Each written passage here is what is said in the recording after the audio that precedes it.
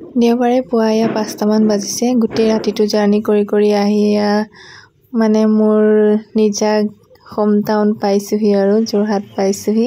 দেখিছে নহয়, মোৰ দাদাই মোক নিবৰ কাৰণে আহিছে। আমি দুইটা ঘৰৰ কাৰণে ৰাওনা হৈছোঁ আৰু আমাৰ যোৰহাটৰ যোনখন অভাৰব্ৰিজ বনাইছিলে তাৰ ওপৰেদিয়ে আহি আছোঁ। ঘৰলৈ আহি আছোঁ দুইটা। আহি পালোহি এখন গিবন অভয়াৰণ্য। বহুতে হয়তো চিনি পায়ো নাপায়ো, যিসকলে নাপায় তেওঁলোকে অলপমানকে চাই লওক। আহি পালোহি। এতিয়া মানে আমাৰ এইফালে এটা পৰম্পৰা আছে। আমাৰ এই বয়োজ্যেষ্ঠসকলক মানে সকলোৱে আৰু সৰু ডাঙৰ চবে এনেকে হালধি লগাই ইজনে সিজনক। চবতে আমাৰ মায়ে দেখাই দিব, আমাৰ পোৱালীজনীকে লগাই দেখাব। মোকে লগাইছে চব। এনেকে আমাৰ এইটো নিয়ম, মানে যেনেকে হলিত চবে এনেকে লগাই ন, আমাৰো ইয়াত সেইটো নিয়ম। যাওঁচোন অকমান। মই আহি পাই ফ্ৰেছ নহ'লে আৰু চিধা ওলাইছোহে যাবৰ কাৰণে। এইজনী আমাৰ অকমানি। দুই এজনকৈ ওচৰ চুবুৰীয়া সকলো লগ হৈছেহি। ময়ো ওলাই আহিছোঁ। দেখা পাইছে সকলো একেলগ হৈছে।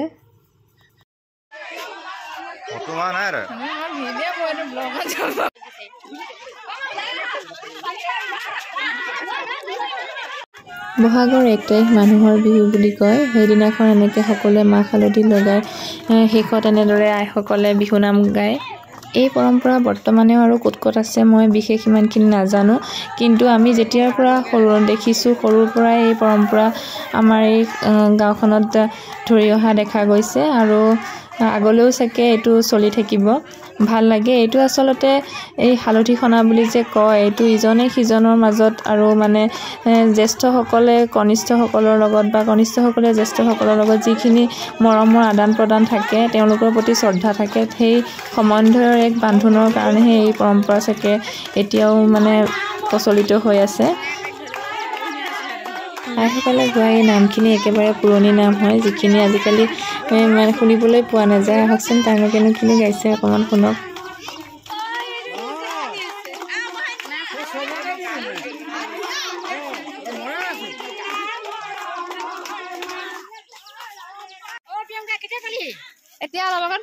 সকলোৱে ফূৰ্তি ফাৰ্তা কৰি শোৱাৰ পাছত সকলোবিলাক ঘৰলৈ ৰাওনা হৈছে, কাৰণ গা পা ধুই মেলি নিজৰ প্ৰিয়জনক এনেদৰে সেৱা শুশ্ৰূষা কৰিবলৈ আছে। মোৰ মা আৰু ভাইটিও দেউতাক সেৱা কৰিছে। ময়ো অলপমান কৰি আছোঁ দেই, মানে মই কেমেৰাটো ধৰিব লাগে যে আপোনালোকক দেখাবৰ কাৰণে।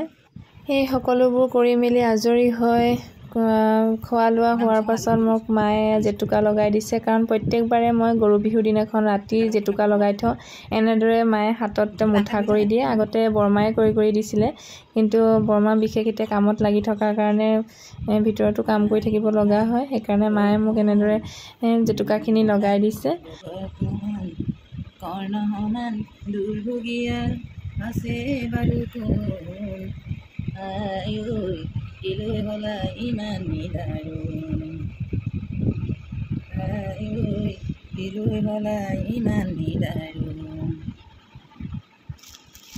গৰু বিহুৰ দিনাখন এইবাৰ ছুটি নোপোৱাৰ কাৰণে আহিব নোৱাৰি এই অৱস্থা, দিনতে ল'ব লগা হৈছে।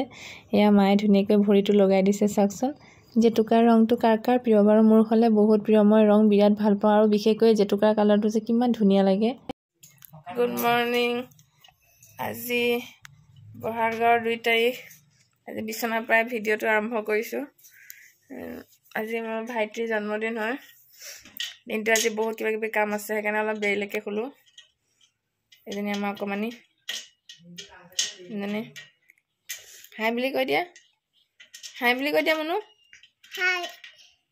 আগফালে দেউতাহঁতে পুৰা একদম ৰভা দিয়াত ব্যস্ত হৈ আছে। ভাইটিও লাগি আছে। মই গা চা ধুই মেলি আজৰি হৈছোঁ মন্দিৰলৈ যাওঁ বুলি। নতুন বছৰৰ আজি দ্বিতীয়টো দিন হয়, সেইকাৰণে ভাবিলোঁ অলপমান মন্দিৰৰ পৰা আহোঁ।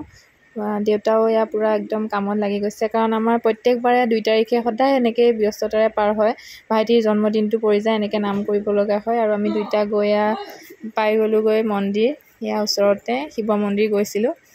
ভাইটি মই দুইটা গৈছোঁ। চাকি তাকি জ্বলাই মেলি ভাইটি মই দুইটা ওলাই গৈ পালোগৈ একেবাৰে হোটেলখন। তাত ভাইটিয়ে মিঠাই অৰ্ডাৰ দিয়া আছিলে।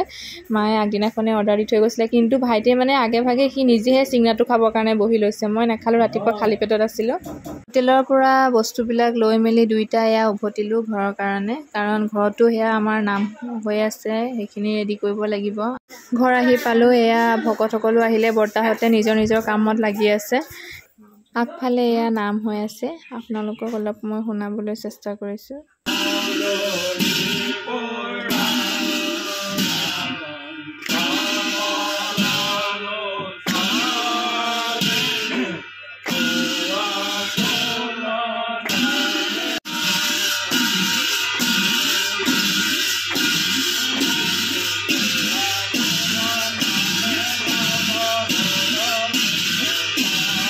নামপাত সামৰণি হ'ল এতিয়া এয়া প্ৰসাদ বিতৰণ কৰিছে আপোনালোকৰ কাৰ কাৰ প্ৰিয় বাৰু প্ৰসাদ খাই কোনে কোনে ভাল পায় মোৰ কিন্তু বিৰাট ভাল লাগে আৰু মানে এই পাতখনত যে এনেকৈ কিবা কিবি ফলমূল দিয়া থাকে নহয় সেইবিলাক দেখিলে এনেই খাওঁ খাওঁ লাগে নহয়নে অলপমান বাহিৰৰ পৰিৱেশটো আপোনালোকক দেখাবলৈ চেষ্টা কৰিছোঁ এয়া চাওকচোন নতুন বছৰ বুলি এনেদৰে ঘৰখনৰ মংগলাৰ্থীও লগতে ভাইটিৰ জন্মদিনটো পৰি যায় যিহেতু সেইকাৰণে ভাল লাগে গোটেই বছৰটোৰ কাৰণে নামপাত ভাগ কৰা হৈ যায় আৰু এয়া জলপান সকলোৱে খাবলৈ লৈছে এইফালে বাইদেউ ভিনদেউ ভাগিন গোটেইকেইটা আহি পালেহি এইফালে মোৰ জেঠাই ল'ৰা আৰু এয়া সববিলাক হোৱাৰ পিছত দেউতাই পুৰা একদম কামত ব্যস্ত হৈ আছে সববোৰ শেষ কৰি মেলি ভাইটি মই আৰু মোৰ মামাৰ ল'ৰা গোটেইকেইটা গ'লোঁ আমি অকণমান ওলাই মানে ওচৰতে বিহু হৈ আছিলে আৰু বছৰ প্ৰথম বুলি বিহু চোৱাই হোৱা নাছিলে আৰু আচলতে আজি 2 তাৰিখে আৰু ক'তনো ইমান চোৱা